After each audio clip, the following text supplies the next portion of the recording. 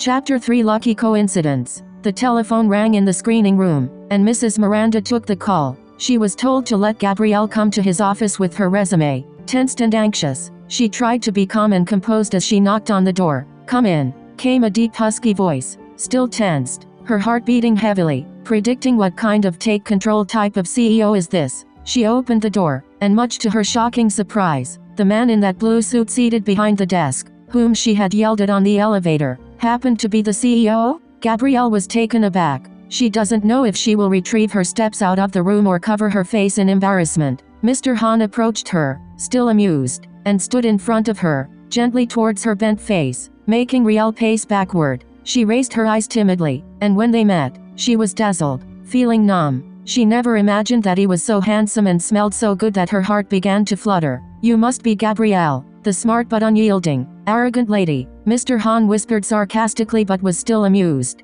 "Who can forget someone like you, so outspokenly persistent in getting to my elevator but has never even been grateful to say thank you for the ride? Feeling ashamed and shy, I'm sorry, sir, for my rudeness. There's no excuse for my arrogance, sir," trying to shun his stare while her heart thumps unceasingly. Then he moved slowly away from Gabrielle, standing at a short distance with folded arms, his stare still glued at her, speaking in a dominant voice. "I guess I have no choice but must take you in as my assistant. You truly made a fascinating impression. Persistent, cannot be swayed easily, outspoken with conviction. Let us see how long you will last working with me. I am not easy to get along with, so I'll give you 3 months to prove your worth." And quickly added, "And by the way, you should be available round the clock. No buts, no excuses, for you will be at my side whenever necessary. You will not leave while I am still in my office unless I say so. Wherever I go, you are there." "Anything to say or any question?" Hesitant but interested, she humbly replied. "How soon do you want me to start work?" "Sir, informally, you can start now so Marissa can orient you on the extent of work you are supposed to engage in, for she cannot wait any longer. Then,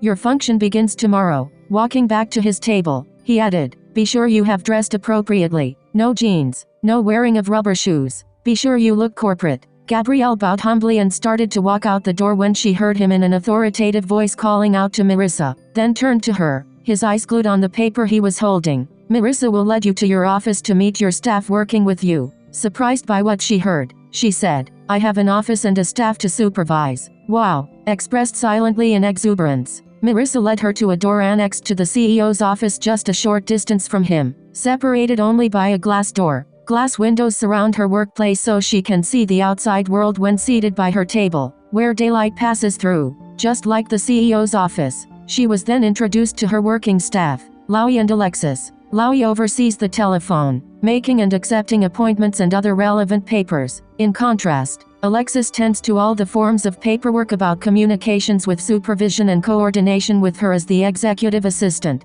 Gabrielle's luck was knocked out because of her accidental encounter with the CEO, challenged by her outspoken quality at that point. The problem is, will she last long with the kind of attitude her big boss had?